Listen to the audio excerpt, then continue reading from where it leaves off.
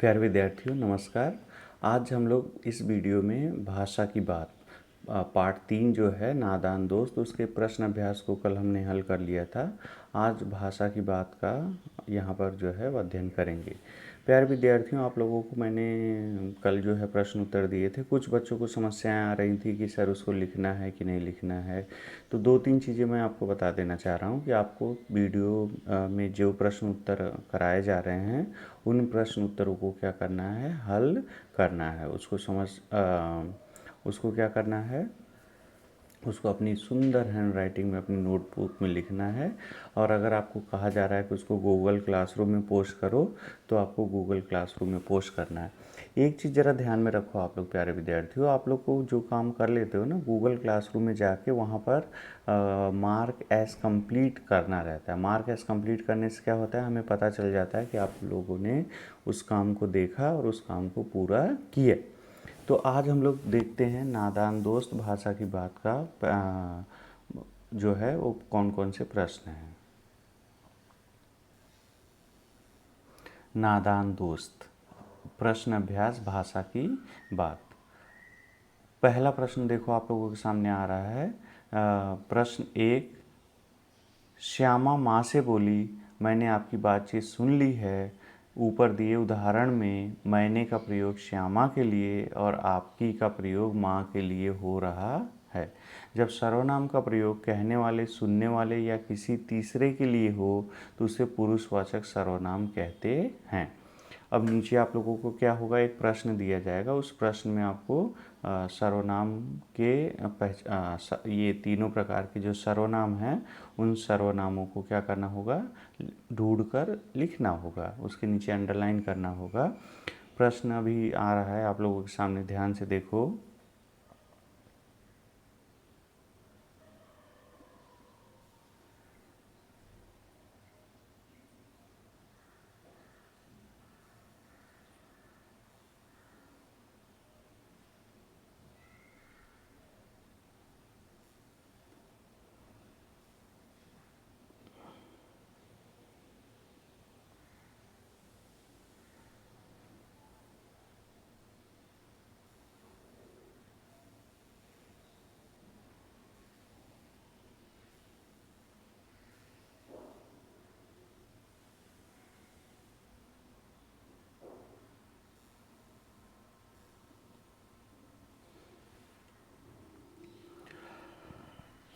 देखो ज़रा स्क्रीन पे क्या है, थोड़ा सा ना वो आ रहा है जिसके वजह थोड़ा सा आप लोग एडजस्ट करिएगा। एक दिन दीपू, प्रश्न क्या है ऊपर पहले समझ लो। सर्वनाम, सर्वनाम का यहाँ पर एक हम लोग प्रकार पढ़ने जा रहे हैं, पुरुषवाचक सर्वनाम। पुरुषवाचक सर्वनाम का प्रयोग कब होता है? पुरुषवाचक सर्वनाम का प्रयोग तब होगा जब उसका प्रयोग कहने वाले, सुनने वाले या किसी तीसरे व्यक्ति के लिए हो। तो कहने वाले मतलब जैसे श्यामा कह रही मैंने, वो कह रही है, तो मैंने जो है वो कह रही है, उसकी माँ, आपकी माँ या तीसरे व्यक्ति की बात कर रही है। तो यहाँ पर क्या हो रहा है, कहने वाला, सुनने वाला या तीसरा व्यक्ति जो भी होगा उसको हम लोग क्या कहेंगे, पुरुषवाचक सर्वनाम कहेंगे। यहाँ नीचे वाले उदाहरण में ना कुछ पुरुषवाचक सर्वनाम दिया गया है। इस नीचे वाले उदाहरण को पढ़ना है और आपको क्या करना है, उसको अंडरलाइन करना है। एक दिन दीपू और नीलू यमुना तट पर बैठे शाम की ठंडी हवा का आनंद ले रहे थे। तभी उन्होंने, सुन रहे हो, वो लोग, उन्होंने, तो उन्होंने के नीचे क्या करोगे आप लोग, अंडरलाइन कर लोगे। उन्होंने देखा कि एक लंबा आदमी लड़खड़ाता हुआ उनकी ओर चला आ रहा है। किसकी ओर चला आ रहा है? उनकी ओर चला आ रहा है। ये दो हो गया। आकर उसने बड़े दयनीय स्वर में कहा, मैं भूख के मारे मरा जा रहा हूँ, क्या आप मुझे कुछ खाने को दे सकते हैं? ध्यान दे रहे हो आप लोग, उन्होंने, उनकी, उसने, मैं, आप, मुझे भी है, मुझे कुछ खाने को दे सकते हैं। ये सारे शब्द जो हैं वो पुरुषवाचक सर्वनाम हैं। आप लोग क्या करिएगा, पहले पूरा प्रश्न लिखिएगा। प्रश्न लिखने के बाद में ऊपर वाला प्रश्न, फिर ये नीचे वाला जो एक दिन दीपू और यमुना, ये भी लिखिएगा। फिर उसके नीचे क्या करोगे आप लोग, अंडरलाइन करोगे। ठीक है, तो मैं इसको अभी हटा ले रहा हूँ, इसको स्क्रीनशॉट लेके आप लोग को हल कर लेना है।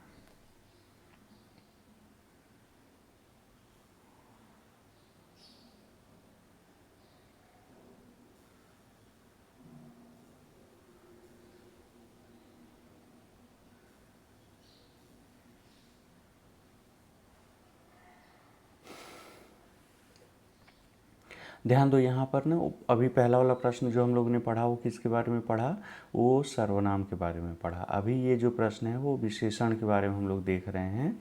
प्रश्न 2, तगड़े बच्चे, मसालेदार सब्जी, बड़ा अंडा। यहाँ रेखांकित शब्द, उसके नीचे अंडरलाइन करना था, वो नहीं किया है। ये बड़े, मसालेदार, बड़ा, यहाँ रेखांकित शब्द क्रमशः बच्चे, सब्जी और अंडे की विशेषता बता रहे हैं। विशेषता यानी गुण बता रहे हैं, इसलिए इन विशेषणों को गुणवाचक विशेषण कहते हैं। अब देखो विशेषण का प्रकार, आप लोगों को ना घबराना नहीं है। एक दिन मैं क्या करूँगा, एक वीडियो बनाऊँगा जिसमें पूरी संज्ञा के बारे में जानकारी रहेगी। फिर एक दिन हम लोग मैं वीडियो बनाऊँगा, फिर उसमें क्या होगा, पूरी विशेषण की जानकारी रहेगी, सर्वनाम की अलग से जानकारी रहेगी। अभी के लिए आप लोग इतना ध्यान से देखो। यहाँ रेखांकित शब्द क्रमशः बच्चे, सब्जी और अंडे की विशेषता यानी गुण बता रहे हैं, इसलिए इन विशेषणों को गुणवाचक विशेषण कहते हैं। इसमें व्यक्ति या वस्तु के अच्छे बुरे हर तरह के गुण आते हैं। आप 4 गुणवाचक विशेषण लिखो और उनके वाक्य बनाओ। तो नीचे जो है मैंने क्या किया है, लिख दिया है, ध्यान से देखो। गुणवाचक विशेषण वाक्य: ईमानदार, नीला, मोटा, मीठा। ठीक है, आप लोग अपने मन से कुछ और भी लिख सकते हो। वो किसी का गुण बताए, खासियत बताए, वो अच्छी खासियत भी हो सकती है और बुरी खासियत भी हो सकती है। तो कोशिश करो अच्छी खासियत लिखने की, हो सके वो 1-2 अच्छी खासियत हमारे मन में आ जाए। ठीक है, तो आप लोग लिख लोगे इसको, ये दूसरे प्रश्न को। गुणवाचक विशेषण, पहले वाले में हम लोग ने पढ़ा पुरुषवाचक सर्वनाम, अभी पढ़ रहे हैं हम लोग गुणवाचक विशेषण। मैंने आपको जैसे कहा कि अभी आप लोग इतना ध्यान रखो, अभी आप ये काम कंप्लीट करो। इससे संबंधित हम लोग एक अच्छा सा वीडियो और बनाएंगे जिसमें वो सारी जानकारी रहेगी और आप लोगों से क्या करेंगे, उसको शेयर करेंगे। ठीक है, ये विशेषण आप लोग क्या करोगे, अपने मन से लिख लोगे।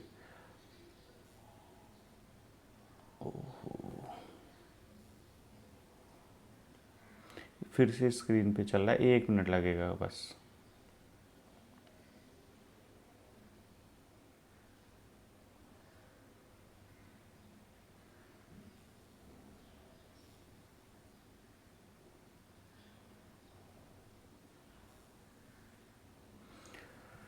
अभी यहाँ पर देखो, जो प्रश्न तीसरा है, उस तीसरे प्रश्न में क्या किया है, केशव ने झुंझलाकर कहा।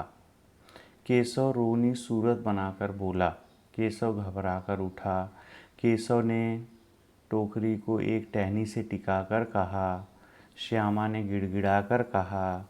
ऊपर लिखे वाक्यों में रेखांकित शब्दों को ध्यान से देखो। रेखांकित नहीं किया है तो मैं यहाँ पर रेखांकित कर दे रहा हूँ। झुंझलाकर,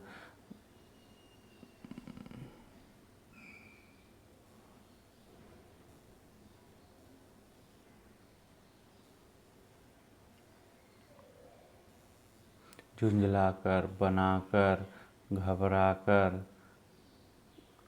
टिकाकर, गिड़गिड़ाकर। ठीक है, ऊपर दिए गए ऊपर लिखे वाक्यों में रेखांकित शब्दों को ध्यान से देखो। ये शब्द रीतिवाचक क्रिया विशेषण का काम कर रहे हैं, क्योंकि ये बताते हैं कि कहने, बोलने और उठने की क्रिया हुई। कर वाले शब्दों के क्रिया विशेषण होने की, कर मतलब रीतिवाचक क्रिया विशेषण।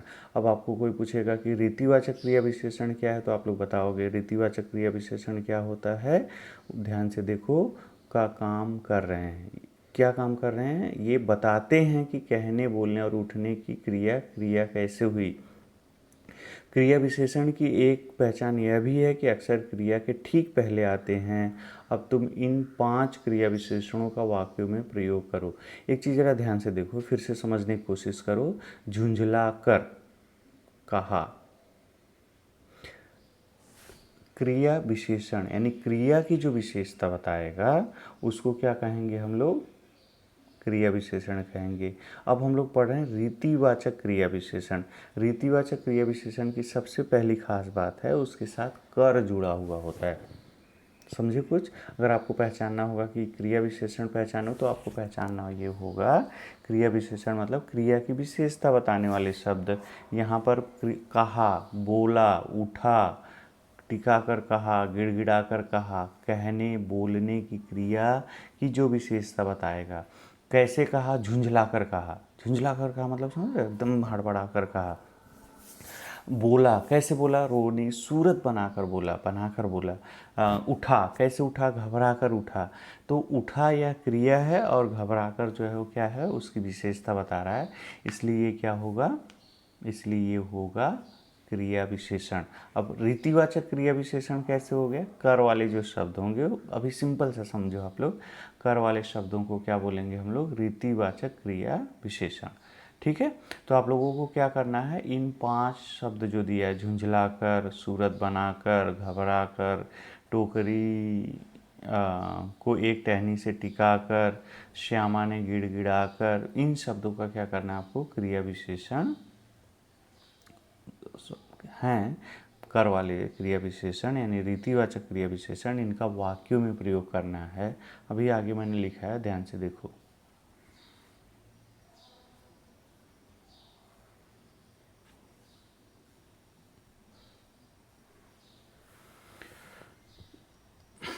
रीतिवाचक क्रिया विशेषण का काम कर रहे हैं क्योंकि ये बताते हैं कि कहने वाले, बोलने और उठने की क्रिया कैसे क्रिया हुई।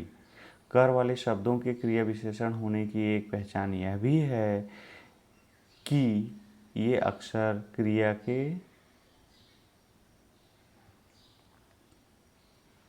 ठीक पहले आते हैं। अब तुम इन 5 क्रिया विशेषणों का वाक्यों में प्रयोग करो। अभी देखो वाक्य आएगा आपके सामने।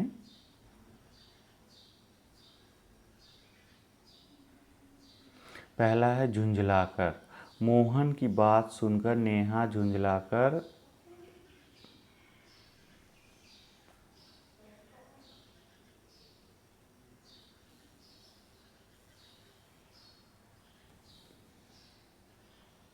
मैं थोड़ा सा रोकने की कोशिश करूँगा।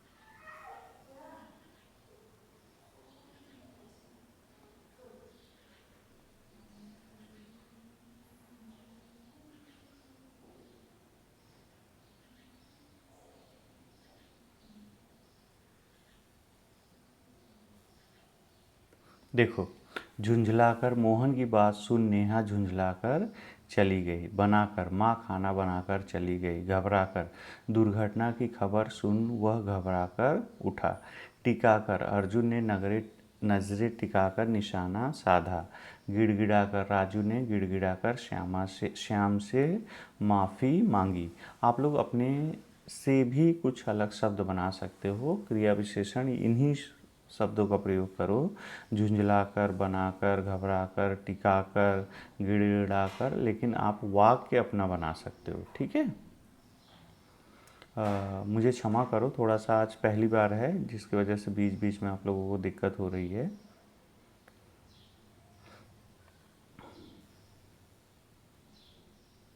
अब एक प्रश्न है, ध्यान से देखो। नादान दोस्त भाषा की बात का चौथा प्रश्न।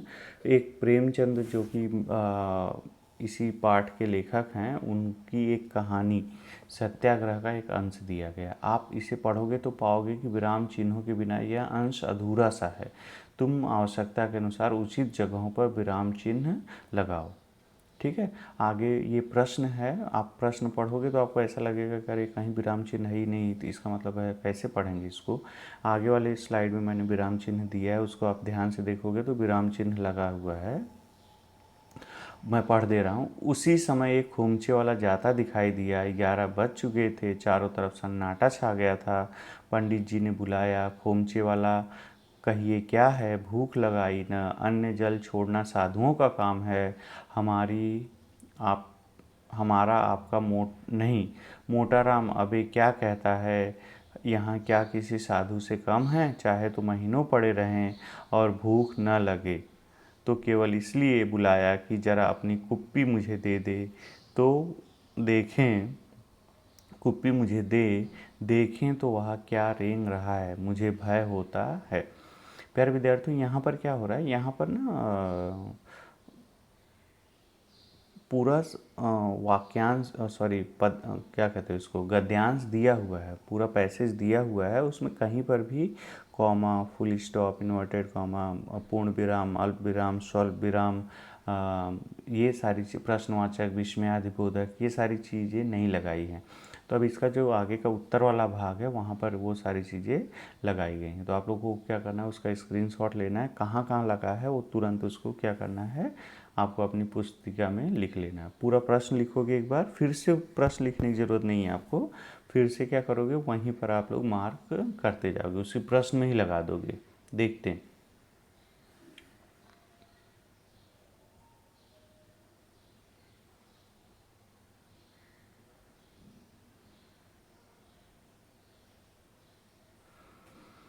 उसी समय एक खोमचे वाला जाता दिखाई दिया।